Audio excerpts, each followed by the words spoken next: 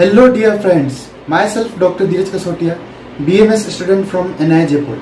और आज के इस वीडियो में मैं आपसे डिस्कस करूंगा आयुर्वेद के अनुसार अस्थियों के परिचय के बारे में। यानी हम इस वीडियो में अस्थियों के बेसिक इंट्रोडक्शन के बारे में पढ़ेंगे।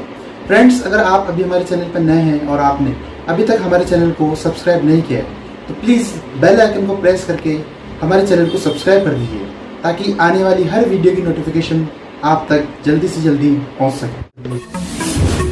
तो स्टार्ट करते हैं आज का वीडियो अस्थि शरीर। और आज के इस वीडियो में हम इसके बेसिक इंट्रोडक्शन की बात करेंगे। ठीक है, तो अस्थि शरीर ऑस्टियोलॉजी दो वर्ड से मिलकर बना है, ऑस्टियो प्लस लॉजी। तो ऑस्टियो वर्ड जहाँ से भी आए कहीं भी आपको बोन समझना है, और लॉजी मतलब साइंस या स्टडी। तो जो बोन्स की साइंस, बोन्स का विज्ञान, बोन्स की नॉलेज या स्टडी ऑफ बोन्स जो होता है उसी हम ऑस्टियोलॉजी कहते हैं। ठीक है, आयुर्वेद शास्त्र में, आयुर्वेद में हमारे जो पुरुष शरीर है वो 7 धातुओं से बनना होता है। ठीक है, 7 धातु माना गया। और वो 7 धातु कौन सी होती है आपको इसी ऑर्डर में ध्यान रखना है: रस, रक्त, मांस, मेद, अस्थि, मज्जा और शुक्र।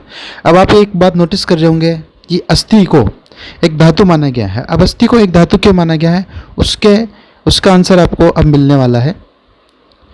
क्योंकि ये सभी धातु शरीर का धारण करती है, इसलिए इन्हें धातुएं कहते हैं। धारणा देहम धातुम। धारणा यानी धारण करना, देह को जो करता है उसे कहते हैं धातु। धारणा देहम धातुम। धारण करने से यह तात्पर्य है, धारण करने का मतलब है कि जब ये बॉडी में नॉर्मल स्टेट में रहती है, न इनका ज़्यादा होना न इनका कम होना।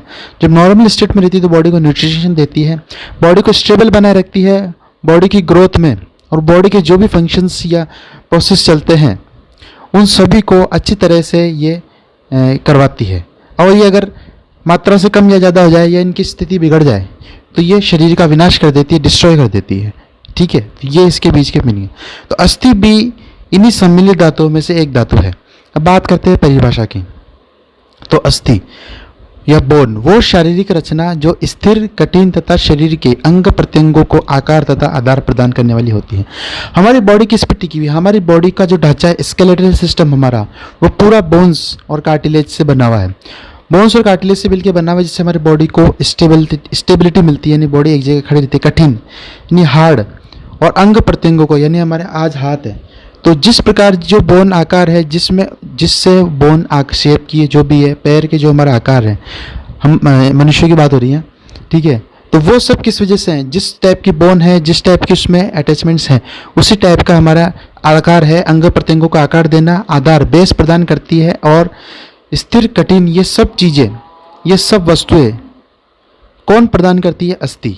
अस्थि हमको स्थिर रखती है, कठिन बनाए रखती है बॉडी स्ट्रक्चर को, और अंग प्रत्यंग, हमारे जो बॉडी के स्ट्रक्चर्स हैं, ऑर्गन्स जो भी हैं, उनको आकार यानी एक परफेक्ट शेप और आधार, बेस प्रदान करने वाली होती है। निरुक्ति, अब अस्थि की निरुक्ति आपको ये याद रखनी है: अस्यते इति अस्ति।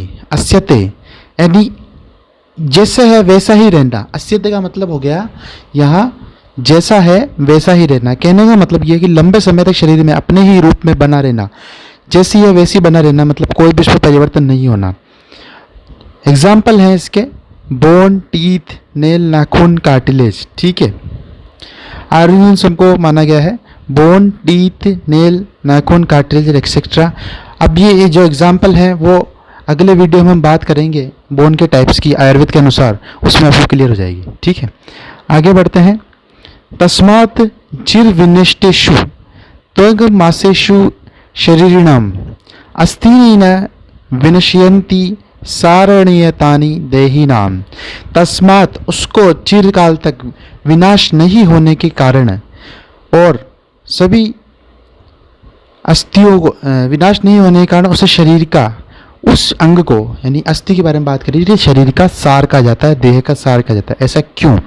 सुश्रुत शारीर 5th चैप्टर का ये श्लोक है।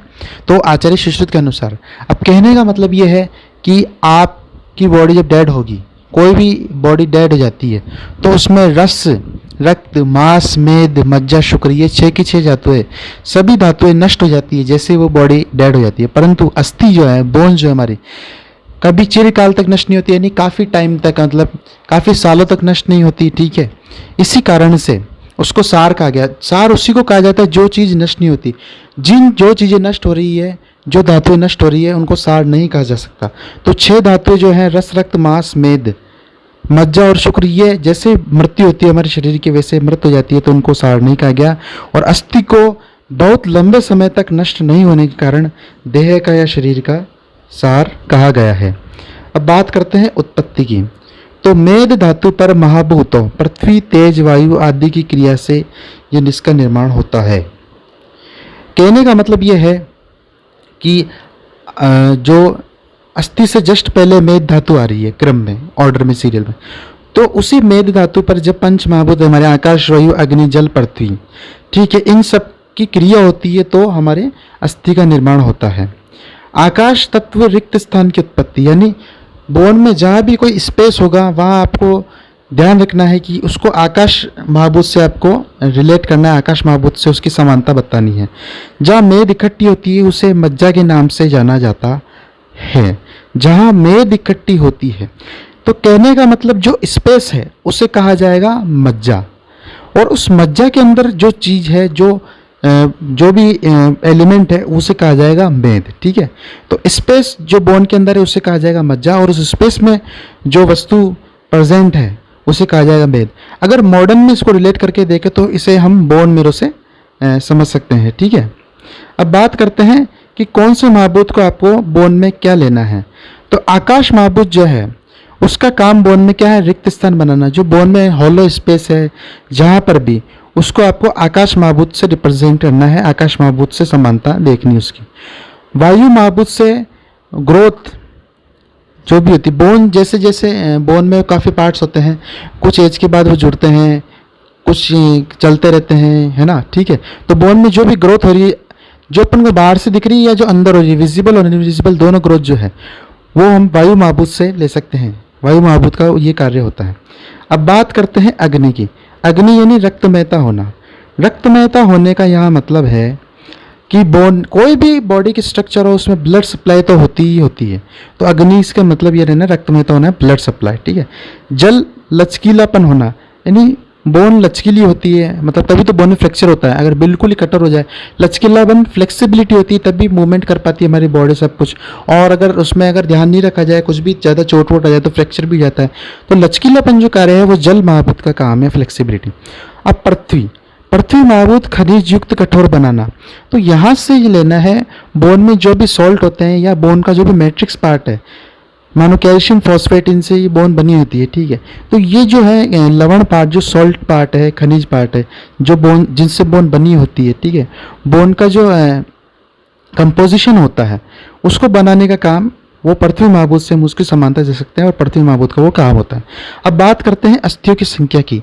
तो विभिन्न आचार्यों के अनुसार अस्थियों की क्या क्या संख्या होती है। तो आचार्य चरक के अनुसार अस्थियां पूरे शरीर में 360 मानी गई हैं।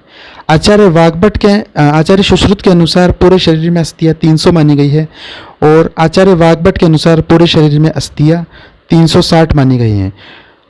ध्यान रखना है, आचार्य चरक और आचार्य वाग्भट ने 360 अस्थियां मानी है टोटल, और आचार्य सुश्रुत के अनुसार 300 अस्थियां हैं। अब शाखाओं, मध्य शरीर और शीर्षग्रीवा, इनमें डिवीजन कैसा है। तो शाखा है, शाखाओं से लेना है दोनों हाथ और दोनों पैर में। आचार्य चरक के अनुसार 128 अस्थियां मानी गई है। मध्य शरीर यानी थॉरेक्स प्लस एब्डोमेन, उसमें आचार्य चरक के अनुसार 140 अस्थियां मानी गई हैं। और शीर्षग्रीवा जो हमारा हेड पोर्शन और नेक पोर्शन है उसमें 92 अस्थियां मानी गई है। आचार्य सुश्रुत में शाखाओं में 120 अस्थियां मानी है, मध्य शरीर में 117 अस्थियां मानी है, शीर्षग्रीवा में 63 अस्थियां मानी है। आचार्य वाग्भट ने शाखाओं में 120 अस्थियां मानी है, मध्य शरीर में 140 अस्थियां मानी है, और शीर्षग्रीवा में 100 अस्थियां मानी है। यह आपको शाखाओं से मतलब लेना है दोनों हाथ और दोनों पैर। मध्य शरीर का मतलब है थॉरेक्स प्लस एब्डोमेन रीजन, और शीर्षग्रीवा यानी हेड प्लस नेक रीजन, ये आपको लेना है। तो आज की इस वीडियो में हमने बात करी अस्थियों के परिभाषा के बारे में, अस्थि को धातु क्यों माना गया है, अस्थि की बेसिक परिभाषा के बारे में, अस्थि की निरुक्ति के बारे में, फिर उसके एग्जाम्पल के बारे में हमने बात करी। उसके बाद हमने बात करी कि अस्थि को देह का सार क्यों माना गया है। फिर हमने पंच महाभूतों के अनुसार इसकी उत्पत्ति और उन पंच महाभूतों का अस्थि में क्या क्या कार्य होता है उसको डिस्कस करा। उसके बाद हमने विभिन्न आचार्य के अनुसार अस्थियों की संख्या को जाना। होप आप सभी लोगों को ये वीडियो अच्छी लगी होगी। Thank you.